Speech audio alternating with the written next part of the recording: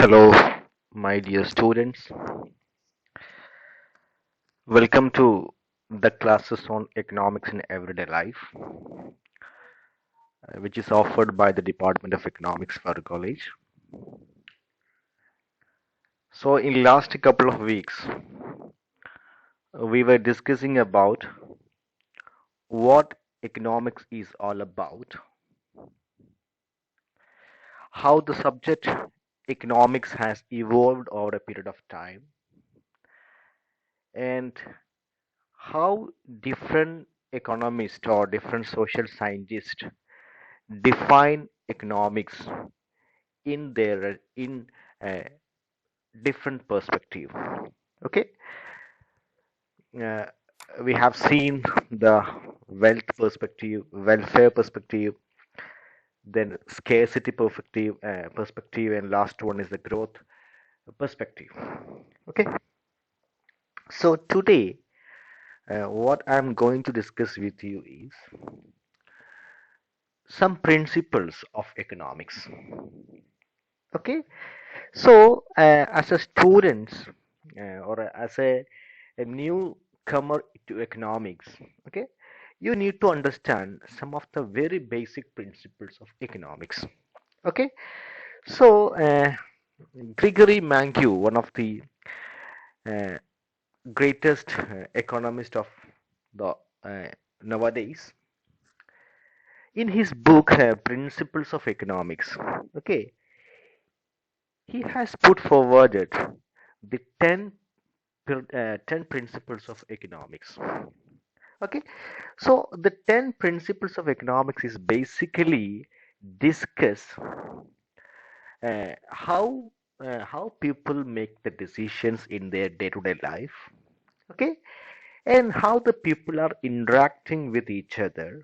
Okay, and how the economy works. Okay, so in order to address these three different questions, how people make decisions and how people interact with each other and how an economy is working. Okay, so in order to understand this people decisions, people interactions, and working of the economy, okay, he put forward 10 principles of economics. Okay, so that principles we are going to discuss by one. Okay, so the first and foremost important one is, okay, people always face trade-off. Okay, so people always face trade-off. So what is mean by trade-off? Trade-off means in order to get something, we need to sacrifice some other things. Okay, we cannot have two things together simultaneously.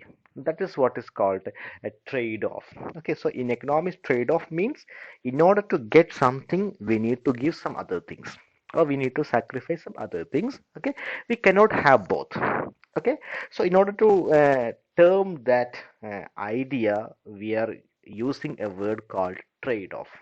Okay, so people always face trade-off. Okay, so making decisions. So as a consumer or as a individual, we used to make a lot of decisions. Okay, so when we make a decisions, okay, so when we make a decisions to purchase some things, okay, we need to or we have to sacrifice the purchase of the other things. Okay, and because there is no such thing as the free lunch. Okay, so there is no such thing as a free lunch. Okay, so free lunch is not possible in economics or in our world. Free always getting free lunch is not possible. Okay, so for example, if you look at the students, how the students is spending their time. The students can go to college or he can go to work. Okay, so at a time he cannot do the works and the same time he cannot go to college. Okay, so if he want to go to college, then he has to sacrifice the work. Okay, so how a family decide to spend its income? A family can spend its income for food. Okay, then they want also to spend on cloth. But as I told you in the beginning, the resources always scarce, so we cannot have as much as resources to spend for food and clothing. Okay, so if we are opting food, then we need to sacrifice the clothing. Okay, so we cannot spend, or we cannot satisfy all our needs at the same time. Okay, similarly, the same trade-off is applicable to government. Okay, so government is getting huge amount of revenues. Okay, so this revenue, suppose they want to construct the good roads, at the same time they wants to spend it for welfare schemes. Okay, so at the same time they cannot use these resources fully for construction of the roads. Okay, okay, so what I'm trying to make you understand that to get one thing, we usually have to sacrifice the other thing. If we want to get food, we need to sacrifice the clothes. Okay. If we want to go to college, then we have to sacrifice our work. Okay. Yes. So the classic example of the trade-off is guns and butter. Okay. So the guns is always no denoted the defense good. Okay, and butter no is basically denotes the consumer goods.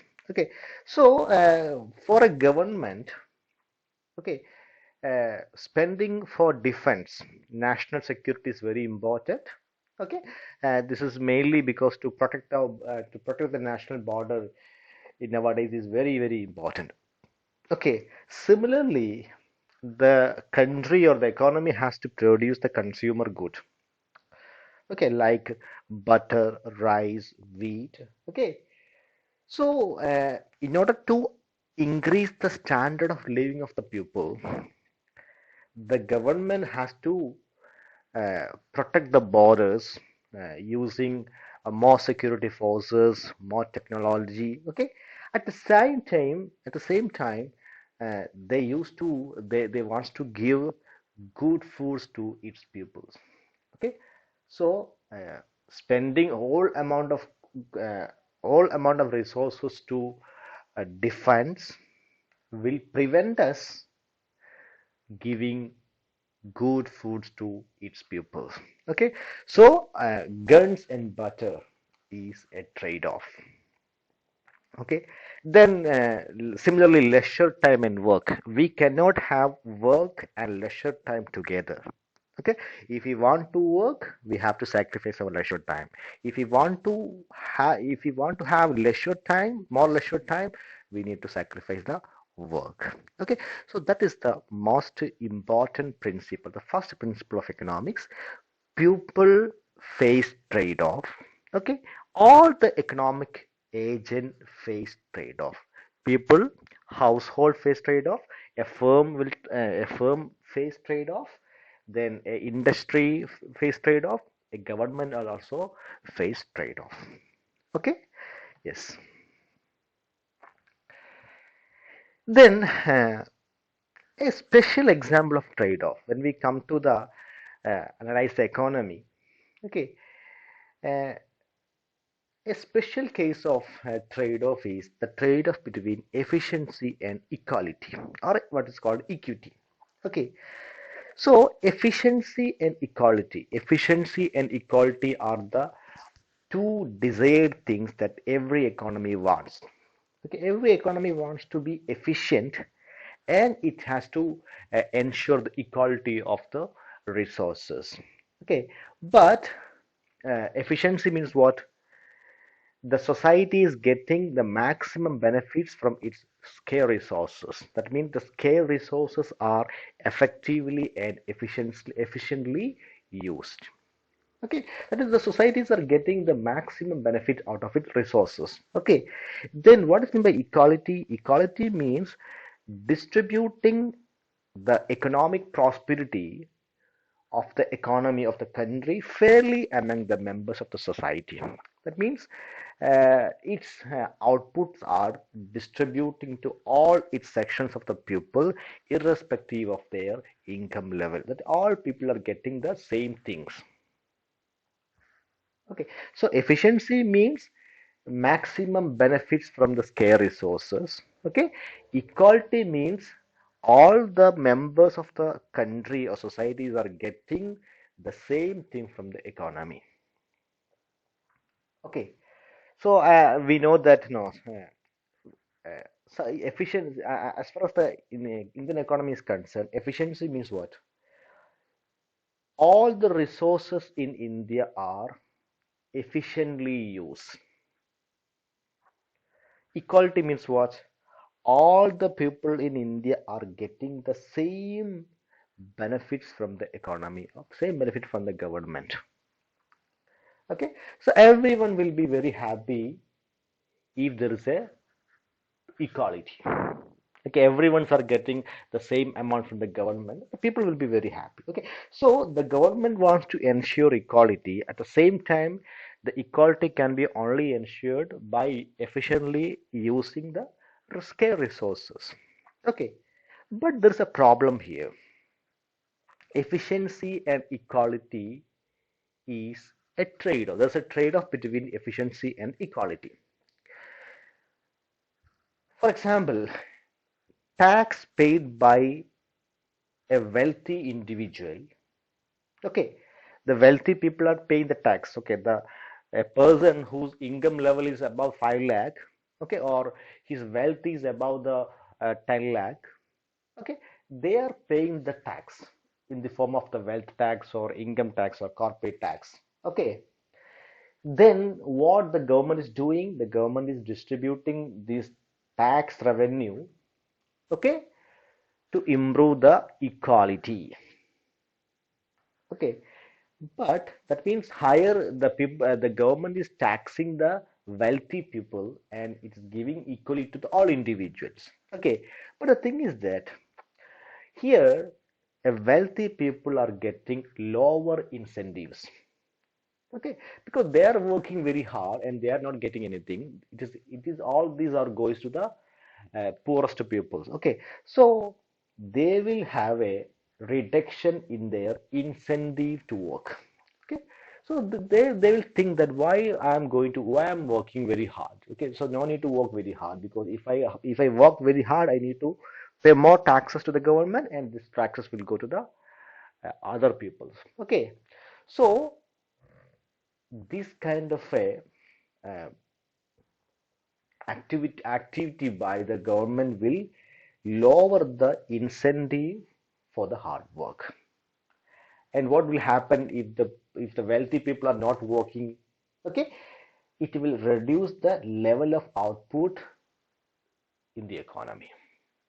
Okay, so if Ambani, Adani, and uh, Tata and Birla, if they are not working very hard, okay, the resources in the country will not be efficiently used. Okay, so this implies that the cost of this increased equality in the country is basically a reduction in the efficient use of the resources. If the government is trying to uh, increase the equality, okay, it will reduce the efficient use of the resources. Okay, so there is always a trade-off between efficiency and equality. Okay, yes. Coming to the second one, or second principle. Okay, the second principle is the cost of something is what you give up to get it. So this principle is no in line with the first principles. Okay, the cost of something is basically what you give up to get it, or what you sacrifice to get it. Okay, so because uh, as I told you, people face trade-off. Okay, so when people face trade-off, uh, decision making decision requires, or the people will compare the cost and benefit of alternative courses of actions. Okay, so when people face trade-off, they will compare the cost and benefit of the alternative actions. What does it mean? I'll tell you one example. Going to college for a year is not just the tuitions, books, and fees, but also the foregone wages. Okay, suppose if you want to go to college for a year, okay, you need to pay the tuition fee. Okay, you need to pay the bus charges, bus fee, or traveling charge. You need to buy books, pen, and everything. Okay, so these are all expenses for you for going to college for a 1 year. For example, for 1 year, suppose your expenses for going to college for 1 year is 50,000. Okay, so this 50,000 is not only your cost, but if you were not going to if you were not going to college, you could have go to some other works and you could earn more. For example, 1 year college, it means 12 months college. 12 months, if you go to college, your uh, total expenses is 50,000. Okay. Similarly, if you are not going to colleges and if you are just going to work, okay. So 1 month you are getting 5,000 rupees as a wages for your work. Okay. So if you go to colleges, then you need to sacrifice the wage. If you are going to work, then you have to sacrifice your studies. Okay. At the same time, you cannot go to college and you cannot go to work. Okay. So the cost of going to college is the foregone wages that you could earn if you were going to work. Okay. Similarly, seeing a movie is not just the price of the ticket, but the value of the time you spend in the theater. Most of the people usually goes to theater. Okay. So if somebody asks you what is the cost of watching a movie, you may say that it is around 120 rupees because the ticket price for the theater was only 120 rupees. Okay. So in economics point of view, your the cost of watching the movie from the theater is not the value of the ticket. It also include the value of the time that you spend in the theater. Okay, that means for 3 hours you spend in theater, and your ticket, your expenditure, your amount of expenditure is 120 rupees. Okay, suppose if you were going to work for these 3 hours, you could earn around 200 rupees. Okay, then your total expenses for watching the movie is 120 plus 300 rupees. Okay, yes.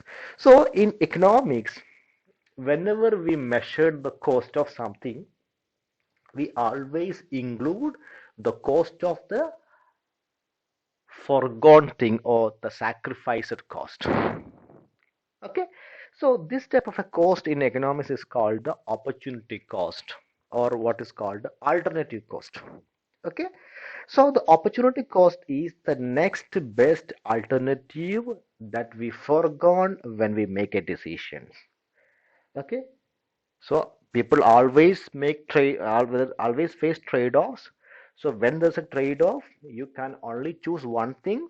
Okay, so if you choose one thing, the other thing is your alternative cost or opportunity cost. Okay, so in economics, when we make a decisions, okay, we need to consider the opportunity cost of each possible uh, decision or each possible alternatives. Okay, so that's the second thing or second principle. Coming to third principle, rational people think at the margin. Okay, so what is this rational people and what is this margin? So economics always assume that, or economists is always assume that consumers or people are rational, or economic agent are rational. Economic agent means individual or consumer, okay, a household or a family or a small business firm, okay, or large business firm, industry, or the government. All these are all economic agent. Okay, so this economic agent are rational. Okay, so what's mean by rational? Rational means they will do the things systematically and purposefully in order to achieve their goal or objective. For example, if I'm a consumer, okay, I want to purchase a mobile. Okay, so I will choose a mobile which gives me the greatest level of satisfaction. Okay, so I always choose a mobile that gives me the higher level of satisfaction. Okay, for example, I have three options: Apple, then Samsung, then some Redmi phones. Okay, so we know that Apple is highly expensive, Samsung is less expensive compared to Apple, and this Redmi is uh, comparatively very less expensive. Okay, so uh, a consumer always think about which commodity or which fonts or which uh, set gives the highest satisfaction to the consumer. Okay, so the highest satisfaction is always depends on the amount of income that we are having and the prices of the commodity. Okay, so a rational consumer is, suppose if a consumer is rational, before going to purchase a commodity, he will analyze what kind of income he is having and what is the prices of this commodity, and he will buy a commodity that gives the highest satisfaction to the consumer. Okay, so this is what is called rational. That means people systematically and purposefully analyze all the what to call pros and cons of purchase of a something. Okay, similarly, when we come to a firm, if suppose if a firm is a rational, what does it mean? It means that a firm's aim is always to maximize the profit. Okay, they can only maximize the profit by minimizing the cost. Okay, so a firm is always tries to maximize the profit by minimizing the cost. Okay, so that firm is called a rational firm. Okay, so in uh, decision or in real life, many decisions in real life involves the incremental decisions. Okay, so now I'm going to discuss what is this margin, what's the concept of margin. Okay, so for example, should I remain in school in this semester, or should I remain in the college in this semester, or should I take the another course in this semester, or should I study an additional hour for tomorrow's exams? Okay, so all these things are marginal things. Okay, so suppose tomorrow is the exams, Okay, so for example, I am appearing the exam. I studied up to 10 o'clock at the night. Okay, so after 10 o'clock, I am thinking, should I study one more hour, that means up to 11 o'clock for tomorrow's exams? Okay, so this is what is called the marginal thinking. Okay, okay, so this marginal thinking is mainly based on the benefits and cost of this margin. Okay, or rational people make this decision. For example, suppose if I am rational, okay, uh, my decision to study one more hour for tomorrow's exam will be depends on the marginal benefits and the marginal cost. So what is mean by this marginal benefit and marginal cost? Okay, so marginal benefit means what?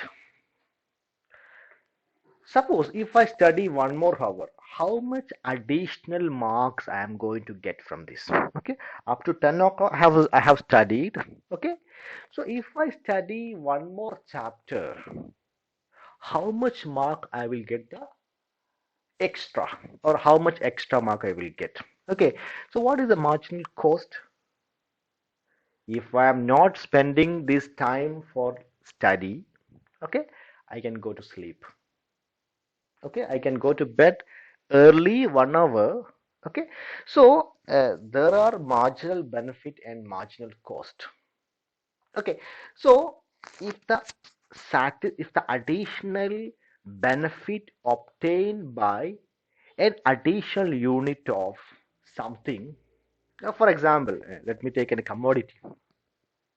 Okay, suppose if you are buying a commodity, okay, so the additional satisfaction that we are going to obtain from an addition in the unit of a commodity, which is equal to the price of a consumer is willing to pay for that commodity, he achieves the maximum satisfaction, which is the main goal of the every rational consumer.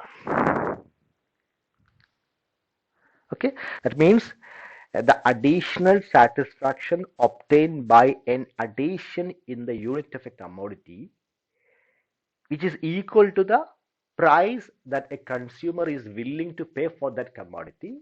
Okay, then he achieved the maximum satisfactions. Okay, so let me take an example.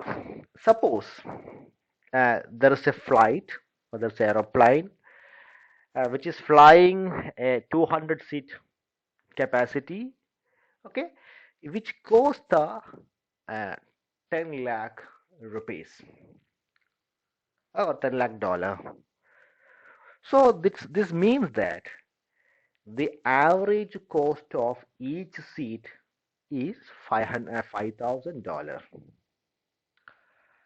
Okay, so if 200 passengers are giving 5,000 rupees, $5,000, then it would be 10 lakh dollar. Okay, so here suppose there are two options here. So uh, suppose that the plane is a minute away from the departure. The plane is about to depart from the airport. Okay, and a passenger is willing to pay 3,000 rupees for a seat. Basically, the the amount of the cost of the seat is $5,000, but a consumer is only ready to pay 3,000 rupees. Will the flight, or will uh, the crew will accommodate him? Sometime they will accommodate. Okay, suppose there are only 150 seats. There are 150. The total seat is 200, but only 150 is filled. So there are 50 enough seats are there in the flight. Okay. So by accommodating this person which is ready to give only $3,000, okay, this flight can reduce the cost. Okay, at the same time, a customer or sorry, a traveler, he wants to travel to a particular place, okay, and he want to reach at any cost by tomorrow itself. Okay, so he is ready to pay $8,000, no problem for him.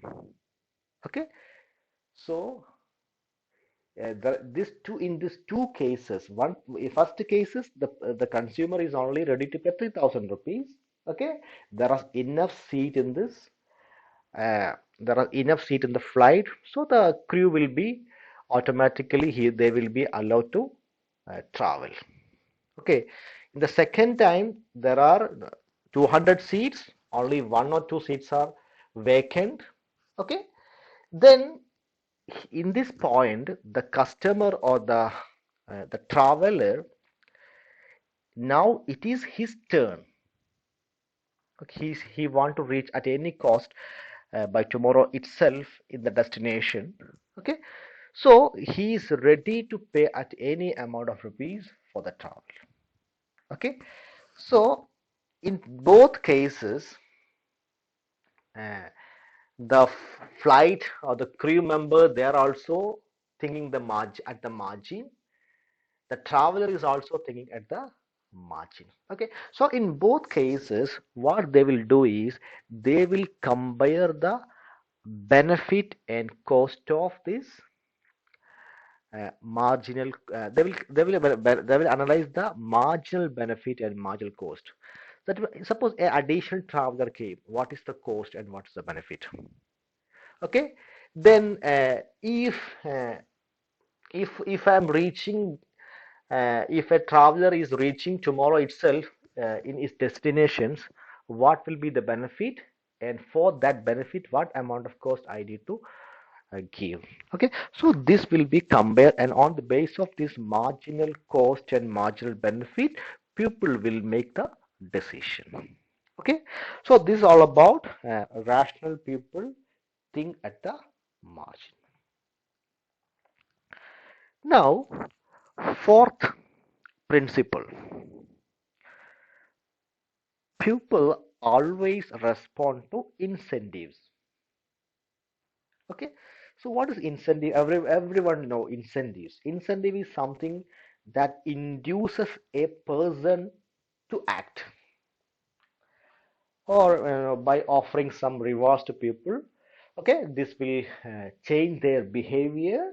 Okay, so incentive is basically a inducement, or giving some induces to a person, or to a customer, or to a worker.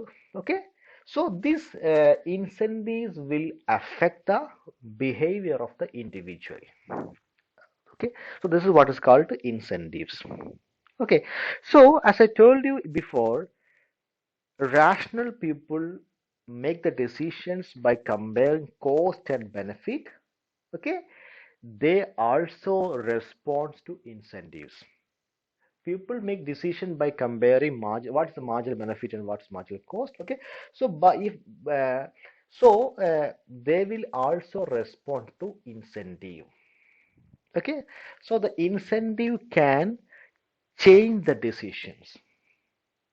Okay, so incentive sometimes may possess a negative, or sometimes it possesses a positive intention.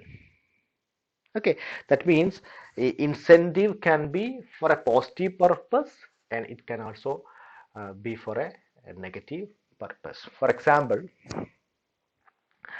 incentive for a worker.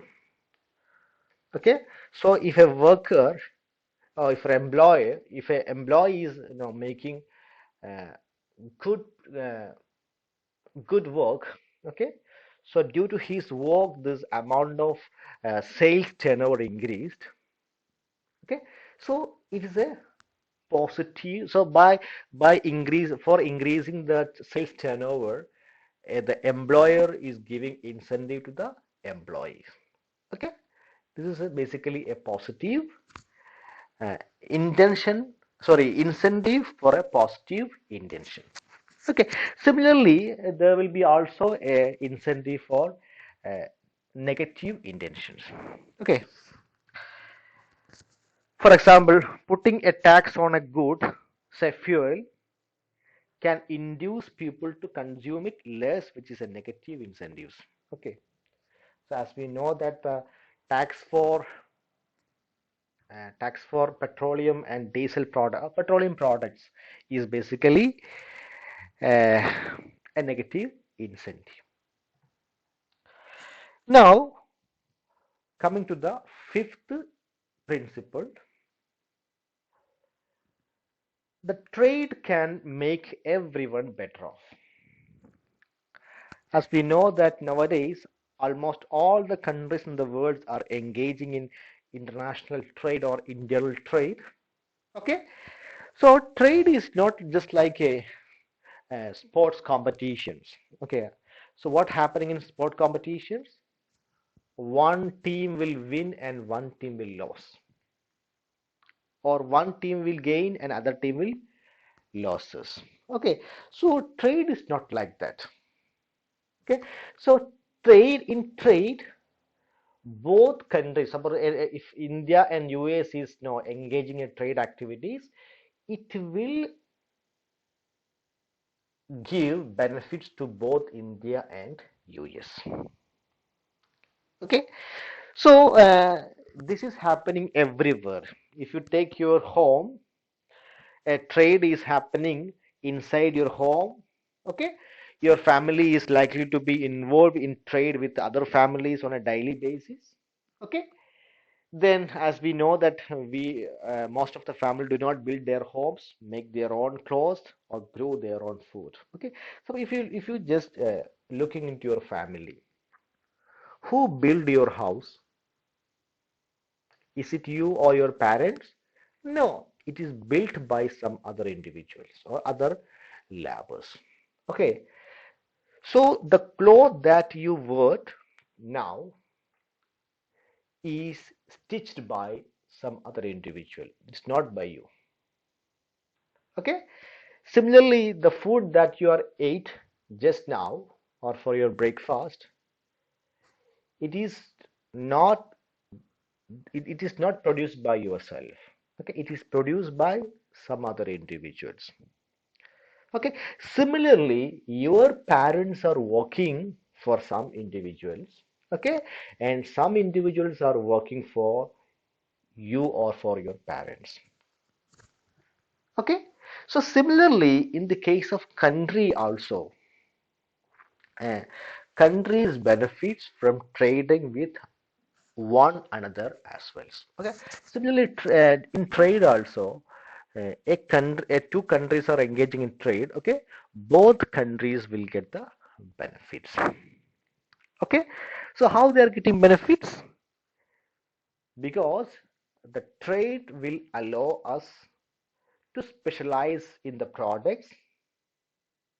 Okay, and as you know that India is not a country that produces the weapon. Okay, India is basically produce the cloth and food grains. Okay, and that is exporting to the Western countries, including US. Suppose if India started to specialize in weapon, what will happen? India has to spend a lots of amount of money for research and development. Okay, then finally what will happen? Still, if even if India spend thousands of crores of rupees for innovations in weapons, okay, India cannot produce the weapons as the US produces. Okay, because US has some kind of superiority in the production of weapon. Okay, So India should not spend its time and resources for producing weapons. Okay, India can betterly produce the food grains and clothes. Let India produce food grains and clothes. Let the US produce the weapons. Okay, and we can purchase the weapon from US and we can sell our food grains and clothes to US. Okay, both countries will benefit from the trade. Okay, so every countries will be benefited from the trade. Okay, so trade will better off all the countries engaged in the international trade. Okay, so the next principle 6 is markets are usually a good way to organize the economic activity. Market is a central force or central power, okay, uh, that helps an economy to organize its economic activity. Okay, so you might be know that many countries in the 15 years ago or 20 years ago adopted some centrally planned economies. If you look at the China, India, then Russia, Cuba, okay, the Arab countries, they had a centrally planned economies. Okay, but what happened now? All these countries have abandoned these planned economies. Okay, and they have adopted a market-oriented economy. Okay, so what is meant by planned economy? In planned economy, all these resource allocations are carried out by the government itself. Okay, so how much coal has to be produced, how much petroleum has to be produced, how much food has to produce, everything will be decided by the government. Okay, whereas nowadays what happened that all such economy has have collapsed. Okay, and they adopted a market oriented economy. Okay, so what is meant by a market economy? An economy that allocate the resources through the market. Okay, so in the market there's a demand and supply forces. Okay, these supply and demand forces will act together and they will determine how much goods has to produce, how much food has to produce depends on demand for the food and supply for the food. Okay, so the market will determine what kind of resources has to produce. Okay, yes. So in the market, you know that there will be a market price. Okay, this market price reflects the value of the product and also the cost of the resources. Okay, so value of the products is determined by the demand. Okay, and the cost of the resources is determined by the supply. Okay, yes. So, as you know that most of the socialist economy has been collapsed because they did not allow the market to work. Okay, they were controlled the market. Okay, and they adopted a command economy. Okay, so the market only can act according to the command from the government. Government is fixing that the milk price should be 20 rupees for one year. Okay, so that will be the market price. Whereas in market economy, the prices of the milk will be depends on how much people are demanding the milk and how much people are supplying the milk. Okay, yes. So here in market economy, there is an invisible hand as propounded by Keynes. Sorry, Adam Smith. Adam Smith he suggested that although individuals are motivated by self-interest, okay, an invisible hand guides this self-interest into promoting society's economic well-being. Okay, so in the market there is always a hand, okay, a upper hand. This hand is invisible. Okay, so by invisible hand, what Adam Smith means that there is always demand forces and supply forces in the market. Okay, this demand and supply forces are invisible. By the interplay of this demand and supply forces, the prices will be determined, and how much quantity a consumer wants to buy will also determine. Okay, so the sixth point or sixth principle is market is the best place, okay, or as a market is a good way to organize the economic activity. Now, seventh principle, even though the market is a best place to or a good way to promote the economic activity, sometimes the government intervention can improve the market outcomes. Despite of the importance of market economy in promoting the well-being or promoting the uh, market outcome or promoting the well-being, okay, sometimes the government intervention can improve the market outcome. Okay, so why the government is intervening in the market? You know that sometime the government will intervene the market. You know that sometime government will fix the uh, prices, ceiling prices or floor prices for a commodity, especially for coconut, ceiling prices. Okay, that means coconut prices is fixed by the government. Okay, no sellers are allowed to sell this product less than particular price. For example, 1 kilo coconut 40 rupees is fixed by the government.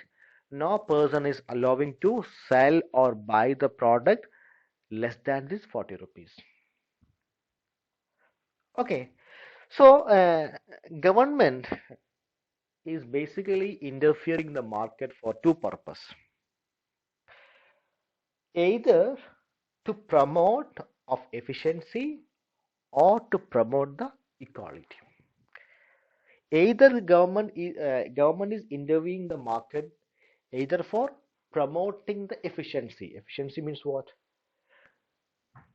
Efficiently using the scale resources, that maximum allocation of the maximum use of the available resources. Okay, and sometimes they also intervene the market for promoting the equality. Okay, so the government intervention in the in terms of government policy, okay, is highly useful when there is a market failure. Sometimes a market will fail to provide a service to a person. Okay, so in such cases, the government policy or government intervention will be better. Okay, for example, certain services or certain products, okay, a market cannot give. For example, security of the individual. Okay, a private party cannot offer the border security. A market cannot offer you the police services. A market cannot offer you a judicial system or judiciary. Okay, so a market, in many of the cases, In some of the cases, a market will be or market will fail to provide the goods or services. Okay, so a market failure is basically a situation in which a market failed or left on its own fails to allocate the resource efficiently. Okay, so a market is failing to allocate the resources efficiently. That's what's called market failure. Okay, so one of the example of the market failure is the externality. Okay, so a market, individual market, they will always look into their benefits. They are not bothered about the cost that is caused by, for example, a production. For example, let me take an example. Suppose there is a factory. Okay, this factory is producing some commodity, some industrial commodity. For example, iron steel or steel. By producing the steels, the entrepreneur is getting the profit. Okay, at the same time, due to this particular industry, there is a huge amount of pollution for the neighboring area. Okay, so this third party effect is totally neglected by this market. This industry is not at all bothered about the third party effect or pollution which is caused by the industrial productions. Okay, so a market cannot produce the commodity.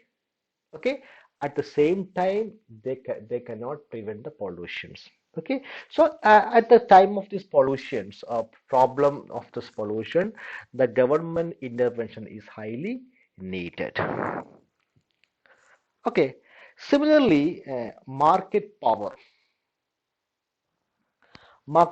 means the ability of a single economic factor or actor, okay, to have a substantial influence on market prices. For example, as you know, the Geo is a leading provider of the telecommunications or network. They are the data network provider. Okay, so suppose there is only a single firm called Geo or Reliance. They are totally controlling this network market or this data providing market or telecommunication market. Okay, so what will happen? They will fix whatever the prices they want to fix because there is no competition. Okay, nobody is there to question their policies. Okay, so at this time or in this juncture, there will be a market power arises. That means a single seller is controlling the whole activities associated with this production or services. Okay, so in this time also the government intervention is highly needed. Okay, so the government intervention sometimes improve the market outcomes, but the complete intervention of the government in the market will prevent the efficiency and thereby the equality. Okay, then coming to the eighth principle, it's regarding the standard of living of the people. Standard of living of the people depends on country's production. Okay, so nowadays most of these development economists, they are always worried about the standard of living. Okay, so how we can measure the standard of living of the individual? There are different types of measures. Okay, by measuring the national income of the economy, or by measuring uh, per capita income of the economy, or measuring their uh, different types of indexes like human development index, human poverty index, okay, or household human development index, okay. So different there are different types of measures are available to measure the standard of living, okay. But most of the economies are doing, even the World Bank is also doing or measuring the standard of living by comparing the income, okay. And they also compare the total market value of a nation's productions. That is what is called the GDP. Okay, personal income, the aggregate personal income will be equal to the GDP. Okay, so comparing the total GDP of a country, we can compare the standard of living of two countries, or standard of living of the same country in two different period. Okay, yes. So why different countries are having different standard of living? As you know that the standard of living of India is very pathetic compared to the standard of living of the US or Western countries. Okay, similarly nowadays no, there are some reports which shows that the standard of living of the India is worse than Pakistan, Nepal, Bhutan, and all Bangladesh. Okay, so why we are having the differences in the standard of living? It is mainly because the differences in the productivity. Okay, what's mean by productivity? Productivity is nothing but the quantity of goods and services produced from each hours of a worker's times. Okay, so on an average, how much a worker is producing? Okay, total production, a total goods produced by a worker divided by how many time he spent for that production process. Okay, so high productivity implies that standard of living is very high. If you look at China, China's worker productivity is one of the greatest in the world. Okay, China's worker productivity is the greatest in the world, or the highest in the world. Okay, so that productivity is reflected in their standard of living. Okay, and it is reflected in their national income. Okay, so in order to boost the standard of living, okay, so what is the aim of the policymakers is always aimed at to increase the standard of living. Okay, so the standard of living can only increase by increasing the productivity of the nations. Okay, so the productivity of the nation is better implied in per capita income. Okay, per capita income is nothing but total income of the country divided by how many populations are there in the country. Okay, so coming to the ninth one, price rises when the government prints too much money. Okay, so you might have a question that suppose India is no uh, in a great problems, okay, problems associated with this COVID, okay, people are not getting proper works, okay, so they were in the lockdown and they were unable to go to works, okay. So you may think that suppose government prints lots of rupees, 2000 notes and 500 notes, and if it gives to the if it gives to its people, what will happen? government is printing the money and giving it to the public freely. What will happen? Will it increase the welfare? No. Okay. So what will happen is that the price of the commodity will rise. Suppose now you are getting 1 kg tomato for 10 rupees. If government has done printing too much currency, then tomorrow what happened that you have to pay 2000 rupees for 1 kg tomato. Okay, so this process or this what is called this uh, phenomenon is called inflation. Okay, so inflation is nothing but uh, continuous or sustained increases in the overall level of prices in the economy. Suppose in each and every day the prices are increasing, then it means that there is an inflation in the country. That means prices of the commodities are rising. Okay, so if the government creates a large amount of money by printing currencies, okay, nothing will happen. The value of the money will decrease, then it will increase the prices. Okay, so in the world there are lots of examples we are having. Germany in 1920s, after the First World War, they printed too much currencies and they were no went to uh, some kind of inflation crisis. Okay, then United States in 1970s, Zimbabwe in 2001, and Venezuela in the 2010s, and Argentina in 2015.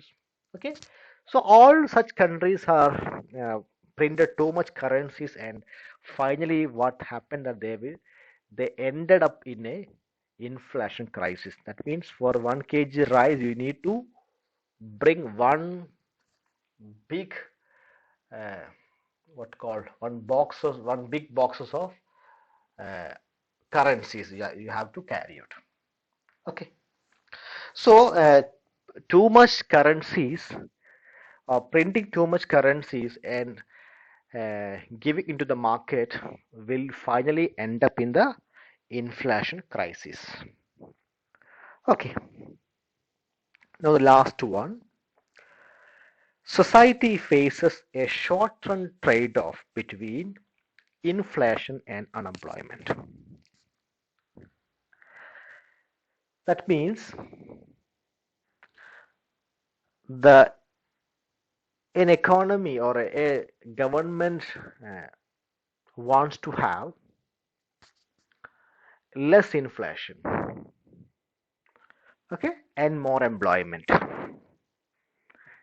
They want to reduce the inflation and increase the employment.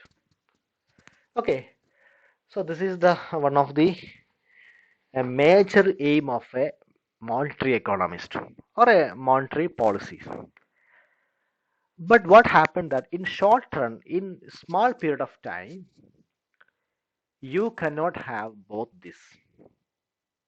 If you want to increase the employment, you have to bear the inflation. Okay, if you want to reduce the inflation, then you need to face more unemployment. Okay, so an economist believe, most of the economists believe that the short-term effect of monetary injection, that means adding money into the economy, lower unemployment and higher the inflation or higher the prices. Okay, so an increase in the amount of money in the economy stimulates spending and it increases the demand for goods and services in the economy. Higher demand over the time rises the prices. Okay, but in the meantime, it also encourages to increase the quantity of goods and services they produce and to hire more workers to produce goods and services. Okay, more hiring means lower unemployment. Okay, so this is what is called short-term trade-off between unemployment and inflation. Okay, so basically we want lower inflation and higher employment, but these two things we cannot have simultaneously in the short term. Okay, but this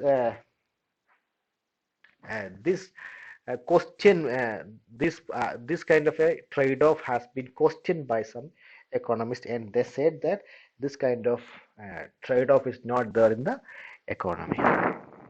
Okay, yes. So this is all about the 10 principles of economics. Okay, so let me summarize it one more. First one, when individuals make decision, they face trade-off. Okay. Second one, rational people make decisions by comparing marginal cost and marginal benefit. Okay. Third one, people can benefit by trading with each other. Fourth one, markets are usually a good way to coordinate trades, or yes, then government can potentially improve the market outcomes. Okay, then a country's productivity determines its standard of living. Then society faces a short-term trade-off between inflation and unemployment. Okay, so these are all the uh, most important principles of economics put forwarded by uh, Gregory Mankiw. Okay, so I hope it is understood, and if you have any questions, you can uh, ask your question in the WhatsApp, or you can send me the voice message. Okay, so thank you.